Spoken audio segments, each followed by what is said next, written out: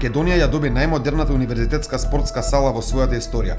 Објектот е енергетски ефикасен и опремен со паметен систем за загревање. Има капацитет за 800 гледачи.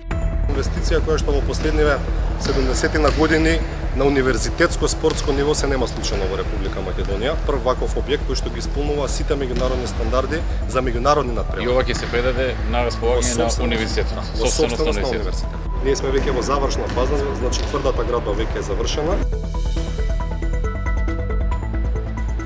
7 години подоцна оваа спортска сала се уште не е официјално пуштена во употреба поради судски спор на фирмата што ја градеше со Агенцијата за млади и спорт.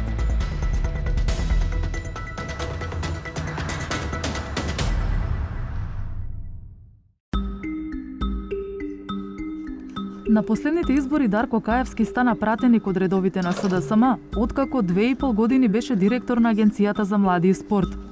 Од тогаш датира и неговата поврзаност со салата во кампусот на Универзитетот Свети Кирил и Методи, објект кој иако беше пред отворање, сепак не проработе. Спорот, вели Каевски, датира од периодот пред да стане директор, а причината е тоа што изведувачот Алкон проект поднел времена ситуација за која барал исплата, но агенцијата не ја прифатила.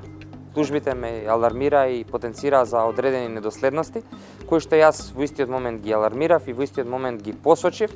Времените ситуации се доставени и тие не беа исплатени затоа што имаше одредени недоследности. Пред да бидам јас директор, беа доставени. Алкон проект ја добила работата на тендер. Градежната фирма требало да ја изгради салата за околу 2,5 милиони евра и по завршувањето на одреден дел од градежните работи испраќала времени ситуации. Попис и фактура на се што е сработено во таа фаза. Агенцијата ги платила првите две времени ситуации, но спорот настанал кај третата. Алкон проект во декември 2013 првично побарал 735.000 евра за третата ситуација, која Агенцијата за млади и спорт ја примила, но не ја платила. Исплатени се 290.000 евра, откако третата времена ситуација била коригирана во јуни 2014 година. Причината за корекцијата, тврдат од агенцијата, е тоа што во оригиналната трета времена ситуација имало надувани бројки. Например, дел од материјалот наместо во квадратни метри бил прикажан во кубни. Така не мислел изведувачот, па ја тужел агенцијата во 2018 година и го добил спорот. Тетовскиот основен суд земал предвид дека агенцијата ги примила и потпишала сите времени ситуации, вклучувајќи ја и спорната. Тужителот кој за извршените градежни работи водел градежни дневници, градежни книги и времена ситуација која уредно била потпишана од тужителот, тужениот и надзорниот орган, има право да бара исплата на долгот заедно со законска камата. Судот ги имаше предвид на водите на тужениот дека со извршената уплата во износ од 291.000 евра по основ на утужената трета времена ситуација, во целост била исполнета обврската и дека утужената трета времена ситуација не била во важност. Меѓутоа, ваквите наводи овој суд ги одби како неосновани. Со други зборови, Основниот суд не признал дека има трета коригирана времена ситуација, што потоа го потврдил и повисокиот суд, гостиварска апелација. Главната причина и таму е фактот дека се е потврдено со подпис на надзорниот орган. Зарем надзорот не е увидел дека... Јас ви кажав и претходно, не сакам дополнително, бидејќи процесот е во фаза каде што се спроведува, дополнително сметам дека треба да се даде јавност на случајов, затоа што јас како директор лично и службите детектира голем број недоследности кои што треба да се исправат, но секако не на штета на Агенцијата за млади и спорт како што е во моментот. Велите недоследности, но случајот поминува на Основен суд Тетово, поминува и на апелација. Како е можно ако велите дека фирмата не е работела според договореното? Јас секако не би навлагал во веродостојноста и во судските одлуки кои што ги дале одредени судови, но сепак велам дека одредени факти и одредени состојби, докази и одредена аргументација која што ја посочила Агенцијата за млади и спорт не е земена во предвид. По одлуката на апелација, пресудата станува правосилна. Фирмата Алкон проект патен во тој момент е во стечај, па на Агенцијата за млади и спорт брзо и тропнува извршител со барање за исплата.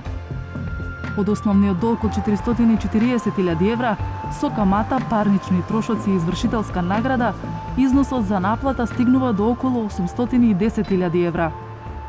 Трансакцијата на парите кај извршителот се случува на 10 септември годинава, во момент кога со агенцијата раководи ВД директорот Измит Нуриот Дуи. Отикајски во меѓувреме станува пратеник. Дел од медиумите трансакцијата ја нарекоја рекордна исплата на извршител во еден ден.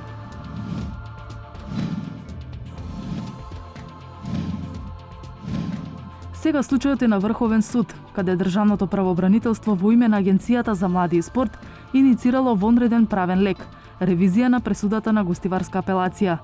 Од највисокиот суд се бара приоритетно да одлучи за евентуално да не се пропушти можноста за враќање на парите преку Институтот против извршување.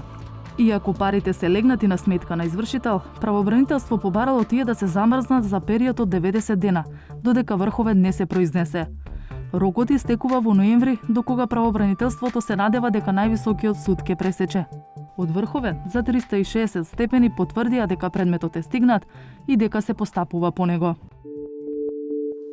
Новиот директор на Агенцијата за млади и спорт, Наумче Мојсовски од СДСМ, има 810.000 евра помалку во касата, нема готова сала за УКИМ. Тој стравува дека извршувањето ќе остави последици врз целокупното работење на агенцијата, на која и онака со ребалансот на буџетот поради COVID-19 и се скратени средства. Секако е ова голем удар, пошто нели тие се од тековни пари за работење на самата агенција, од плати и све тоа. И тоа е баш голем удар за агенцијата, пошто во ова пандемија се не можеме да бараме ни дополнителни средства. Мојсовски очекува Врховниот суд да ја спаси агенцијата.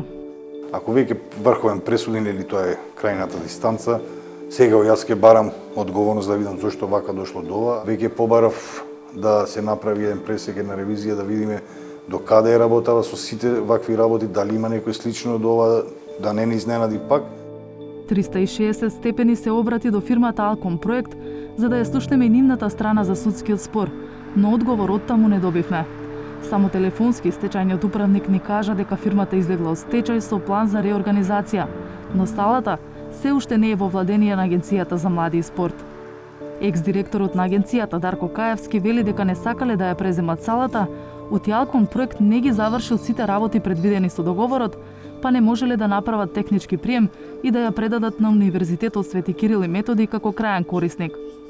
Директорот на агенцијата, кога договорот се реализирал, Маријан Спасевски од ВМРО ДПМН, вели додека тој бил на чело на институцијата, немале долг што би било основа за тужба. Во меѓувреме, од некогаш најавуваната ултрамодерна спортска сала, во дворот на УКИМ остана објект исполнет со шут и уништена опрема и инсталација.